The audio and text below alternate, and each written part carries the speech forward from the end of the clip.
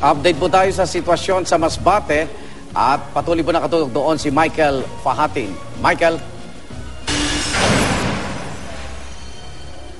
Igan, ito nga, itong Masbate, kauulan lamang, katitila lamang ng ulan, kaya napakaraming tao dito ngayon.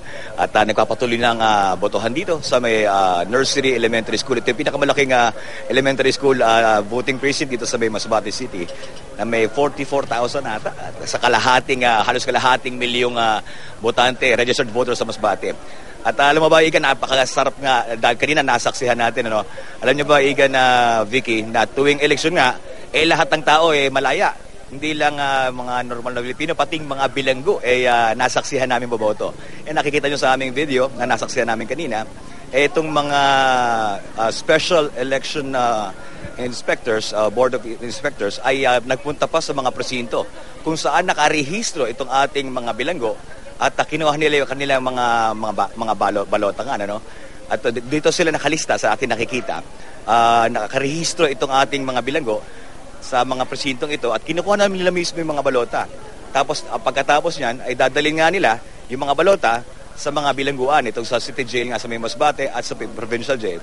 At doon inaalaw nga itong ating mga bilanggo, mga hindi pa to convicted, kaya may karapatan pa silang bumoto. At isa-isa nga sila na pinayagan na makaboto. At ito nga parang hindi man tayo pinayagan na makapanayam on camera itong mga bilanggo, ay sinasabi nga nila na parang malaya na rin sila dahil ang kapangyarihan nga bumoto ay karapatan ng bawat Pilipino. Pagpasok nila dito sa City Jail nga, parang mistulang mga voting precinct din.